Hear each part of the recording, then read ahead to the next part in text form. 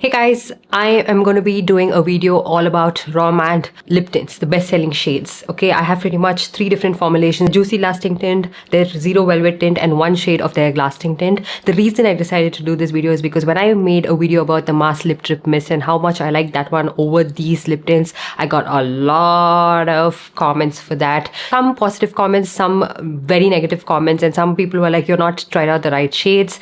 You need to try out some of these other shades. They are not as bright as the mask lip trip mist. They are more comfortable, they look more muted, they are not, they look good on our skin tones. So I took that up as a challenge and I picked up,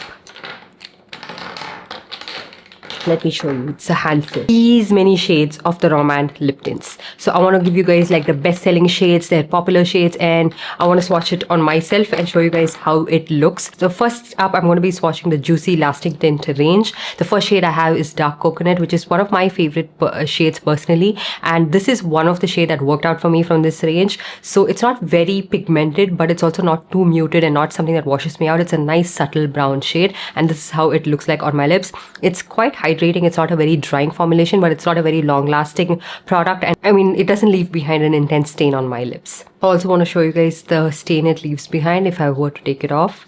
Okay, this is not like my lips bleeding or anything. It's just that I used another lip product that's like clinging on to my dry patches a little bit, but yeah, no stain behind. Tried to exfoliate my lips.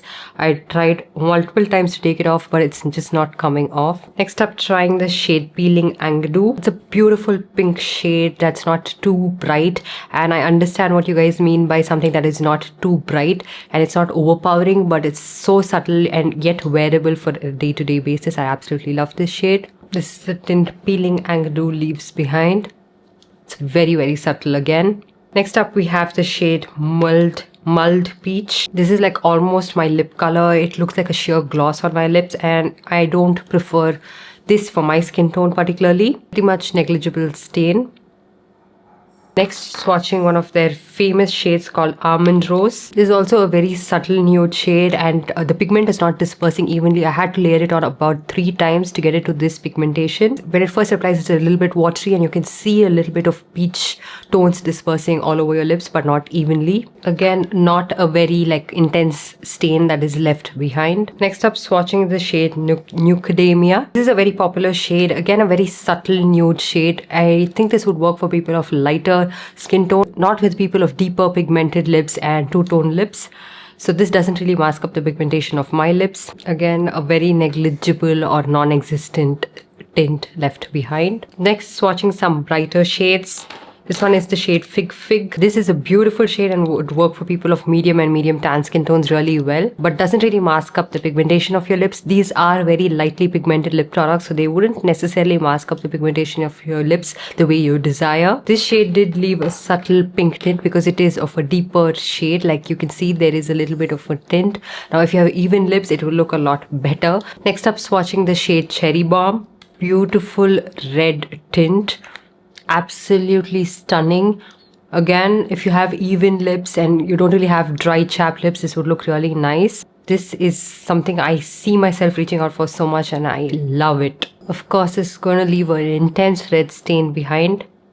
Next up, we have the shade Plum Coke, which is a deep red shade, and this is a shade that I have tried out before and I didn't really like because I find this to be a little bit thicker. It also clings onto your dry patches like no other. Like it's very rigid, and in certain places it's more rigid than the others, so it looks a little bit patchy.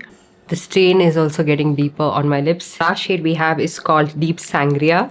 This is also like the previous shades, but a little bit more warm toned, but not as bright as Cherry Bomb and not as deep as Plum Coke is. It's a little bit of a deeper red shade, but doesn't have that much of like a burgundy undertone to it. So with this, we complete all of the juicy lasting tints. Let me know your favorite shade in the comments down below.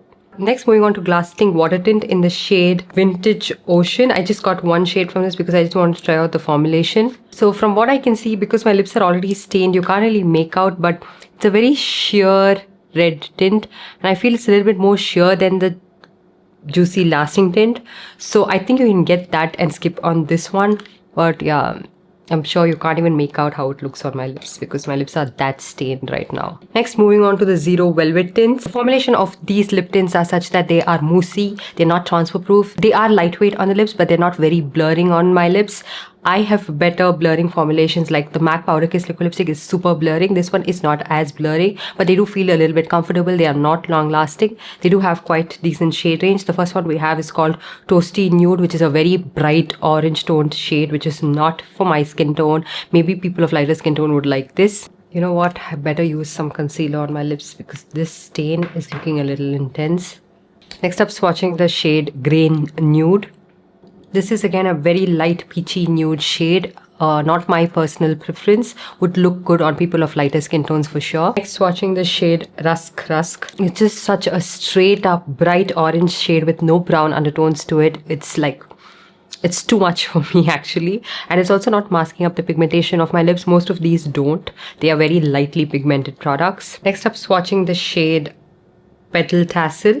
This looks a little bit more wearable on camera, but in real it's so pale. It's like a pale pink shade with a lot of lilac undertones to it, and I can see, like, you know, it being popular shades, but maybe popular because it looks good on fair skin tones, very light skin tones, not for people of light, medium tan skin tones or deeper skin tones for sure. Next up, swatching one of my favorite shades, which is Vintage Taupe. This is such a beautiful wearable nude shade for me, even without makeup. It has a little bit of red undertones to it. It has a little bit of brown. It's so beautiful, and it's like out of the blue kind of a shade, like a nude shade. It's not something that's your pale nude, typical nude shade. So because of the red undertone to it, it just makes it so much more wearable. It doesn't wash you out. It doesn't make you look dull.